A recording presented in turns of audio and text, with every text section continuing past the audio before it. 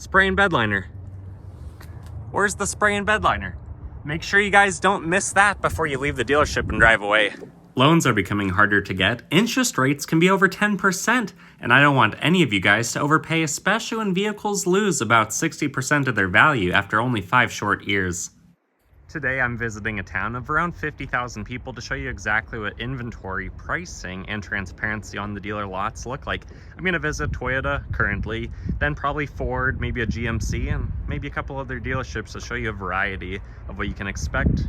There's really a lot that's changed in the car world, even just over the last couple of years, and how pricing and inventories have looked. There's a lot of big companies as well, like Vroom and CarMax, that bought a lot of vehicles when pricing and deals seem to be a little bit better in the business and the dealership's favor.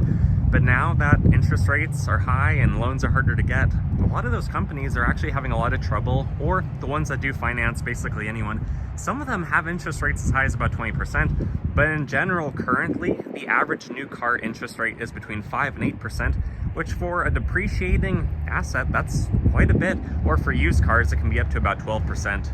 In the United States, there's around 50 million vehicle transactions every year, and used cars outsell new cars about 2 to 1.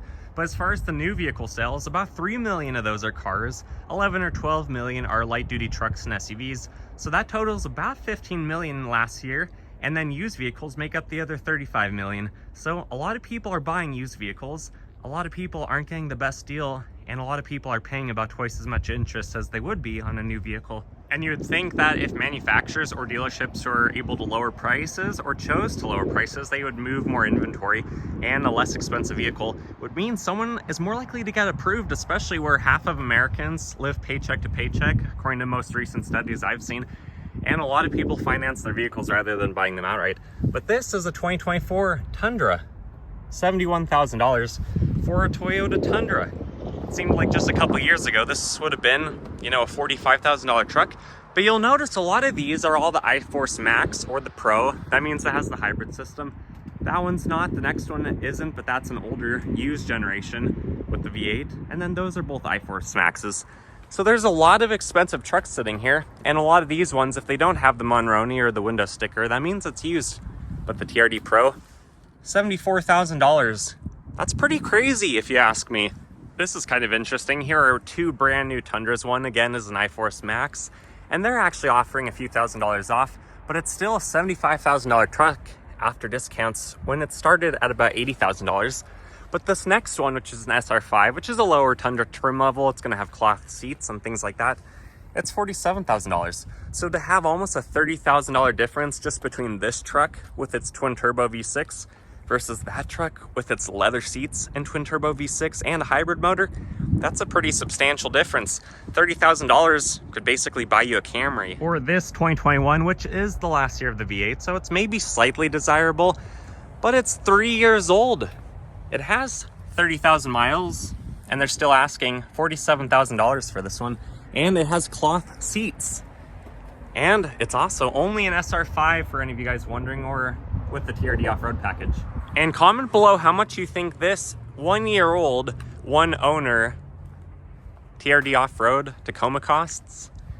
Right now, it looks like it's $47.5, but they were asking $50,000 at one point, and it has cloth seats. It's a year old. You'd think after the first year, most vehicles lose about 20% of their value. I know Toyotas hold theirs a little bit better. So even if we assume a 10% loss, to charge $48,000 before tax, before fees for a year-old truck, that's quite a bit. But I do think overpriced vehicle sales, it's kind of become a perpetual cycle. Dealerships were used to making a lot of extra money during COVID and when sales were high because chip shortages and cars weren't being produced in the quantities that they've returned to. So the value of the vehicles changed a little bit compared to what the normal market would be. And I think a lot of dealerships got used to those prices. I think manufacturers, for whatever reason, decided to raise MSRPs more than the usual, like $300 to $1,000 per year. And then a lot of dealerships added these expensive packages where you can't buy their vehicle without agreeing to pay an extra $1,600 for basic things like window tint and some door guards and a few $100s worth of product, essentially. So it's kind of become a cycle, especially when a lot of these vehicles may have been bought a few months ago when prices were a little bit higher, when they paid the seller a little bit more to acquire the vehicle, And a lot of dealerships don't actually own their own vehicles. They buy them on credit, so they're paying interest. And if the vehicle sits too long, the dealer starts to lose the profit margin that they could otherwise make.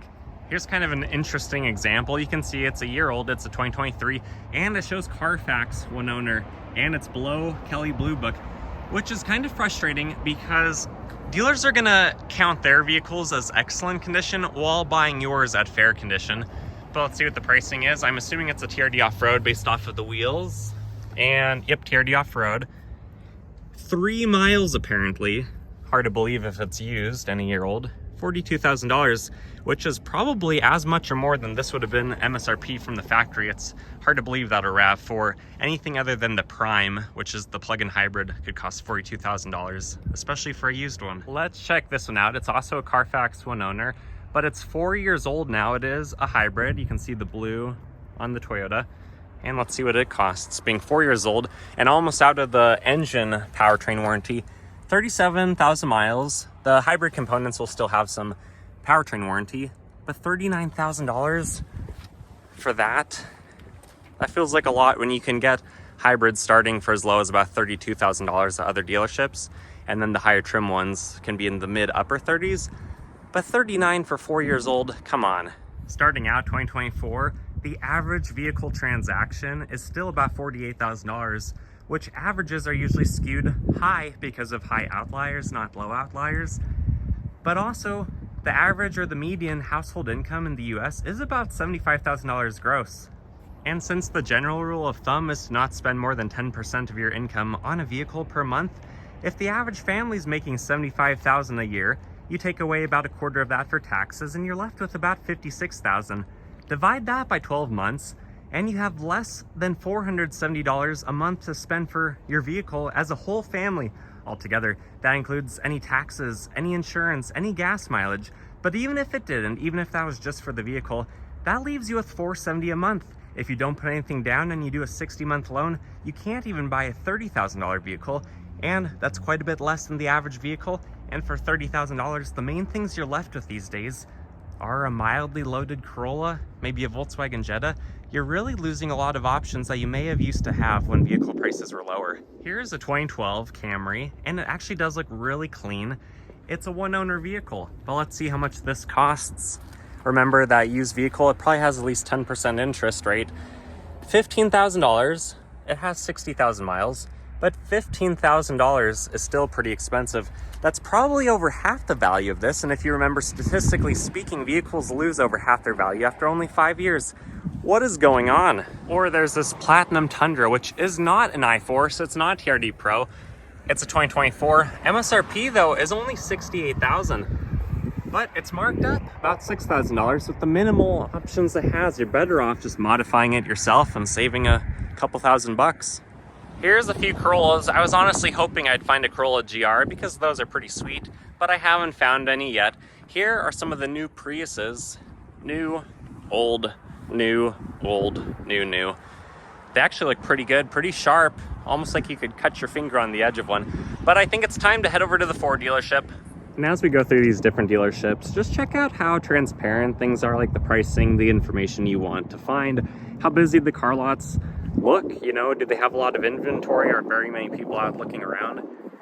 So 22 Ford Maverick, this is supposed to be the affordable mini truck that was $20,000 to $30,000. And it is kind of a cool little truck, but I don't see pricing on this. I see a name, I'm assuming that's a salesperson. This is only front wheel drive, 21,000 miles. 6-month warranty, but I don't see pricing on this one, which is disappointing. This parking lot, this section of it really doesn't seem super busy, super packed, and it's obviously all the used stuff kind of facing the side street that you can come down. There is some new looking inventory up front, although the trucks have been in their current generation, as have the Broncos for a few years, so I guess we'll see if those are new or used and what the pricing is. Here's a Sasquatch Pack Wild Track, and it's a 2023, so it actually is used. Let me come around and see if there is a sticker over here. Stock number, but yeah, no identifying information as far as what the pricing would be. We'd have to check out the website for that or talk to an actual person. This actually is a pretty sweet Rapid Red F-250, it looks like. I'm assuming it's the high output. Kind of got a glimpse of the price already. But $91,000 for what is a high output diesel work truck? That's insane. And here's one more Super Duty. This is an F350. I'm assuming it's a high output again with the red. High output. $90,000 for the F350. It is a long bed, so it's more useful for truck stuff. Might not look as good, might not drive as well, but it's a work truck. $90,000. There are a bunch of F-150s that line up this side street just further down, so we're gonna go check out those prices. But why would you pay $90,000 for a work truck?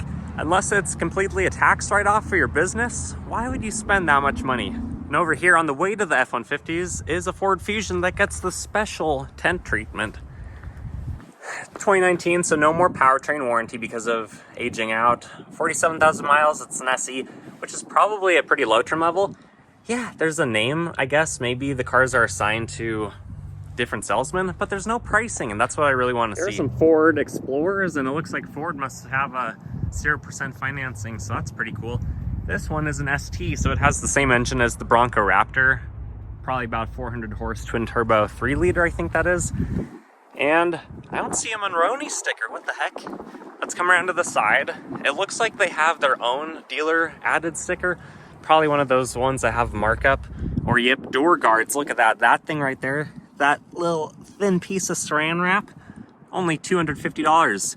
But still no overall price. That's kind of weird. Here are the F-150s. Again, these ones actually have a really good financing rate, if that's what you guys are gonna do.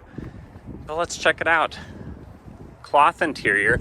Doesn't even have the center console. It just has a jumper 6-seat. And $60,000 with spray and bed liner, almost $600. And then those door guard edges.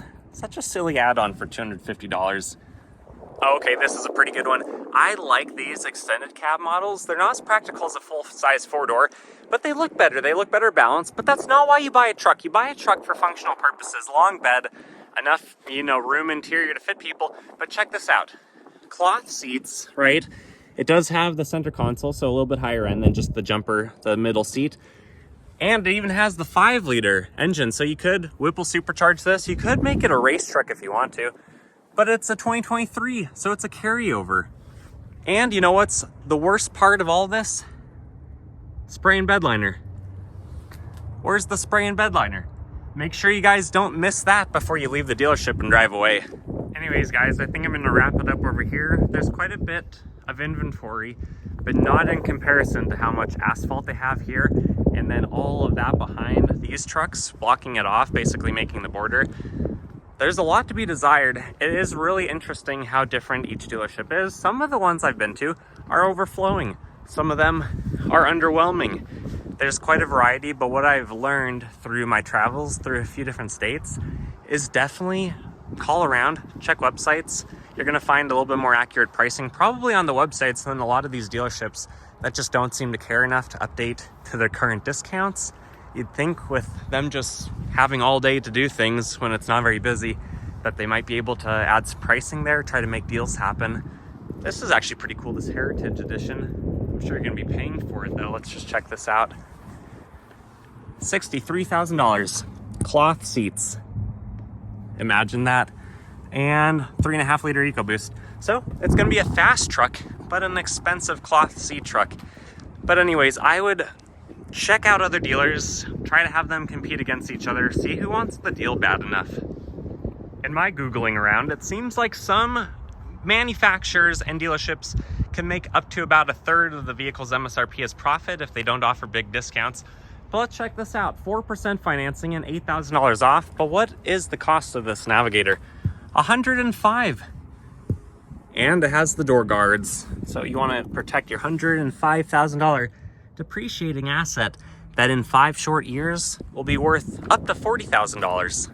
I just want to quickly stop at Nissan before I head over to GMC and check out some of the Santa Fe's, the mini trucks, what competes with the Maverick. And we're hoping Subaru has a Baja come back.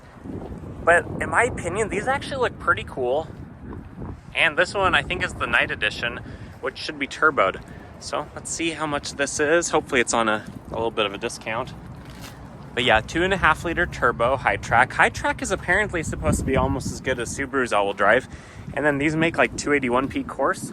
I'm assuming it's brand new, but there's no Monroney sticker, no window sticker.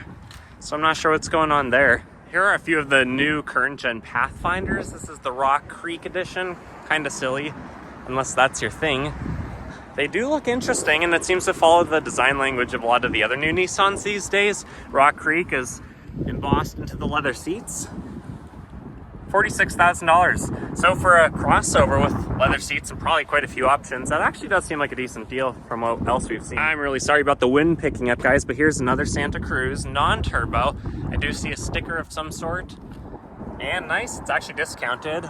Is there a window sticker maybe on the driver's side to see if it's a 24 or not? Nope, it's as is, so it's a used one, 2,000 off, when they can make up their own prices, as mentioned about them buying at fair value, selling at excellent value. But I guess that's just what it is. But here, this is what I wanted to find, a 2.5 liter turbo, brand new night edition, $43,000 for the mini turbo truck, or crossover based off of a car, because that's what crossovers are. Actually, I mean, I like it. It's interesting though, but for $43,000, that is quite a bit of money. But it is a pretty nice looking ride. What do you guys think of that one though? Comment below. And here at GMC, there's actually quite a bit of inventory all throughout. Lots of used stuff from GMC and other brands over here. And I actually appreciate that they have transparency in what their asking prices are, and that it's off of the visor. So you can just drive through. You don't have to get out, go door to door, and circle the car to find some of them. But these vehicles are super expensive. And what they're missing for transparency is the year, the trim level, and other factors that ultimately decide what the price should be at the current time in history. I'm gonna let you guys kind of check out these prices. But keep in mind, when you try to sell this, when you try to trade it back in, say in 5 years, if you keep your vehicle that long, which is a little bit shorter than the average ownership of a vehicle, if you were to only get 40% of the price that you pay today, are you gonna be able to sleep at night? Are you gonna be okay with that? Vehicles are super expensive. We don't know what the future's gonna look like as far as how well they're gonna hold their pricing, but we have to go off of history and, historically, these are depreciating. They're not like an asset, like a house or a property that, there's not any more property, there's not any more land that's being created, but there's always new Duramax Silverados that are gonna be being built. And can you afford to take the hit when it's time to sell this, when it's time to upgrade it, or when you just get the bug to need something different or want something different depending on your work needs, your family needs, and whatever other life circumstances come your way. Ultimately, there are deals that can be found, but you do have to go looking for them. In this town where I'm currently at, compared to other neighboring towns that I've been to recently, some of the dealerships here have really good deals and are better than the surrounding competitors.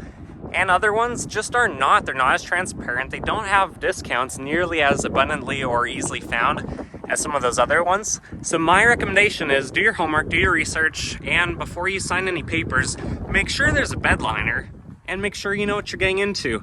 Anyways, guys, if this video is helpful to you in any way, please consider liking it. Subscribe if you haven't already. Comment your thoughts and opinions below, and I hope to see you again on the next one. Take care.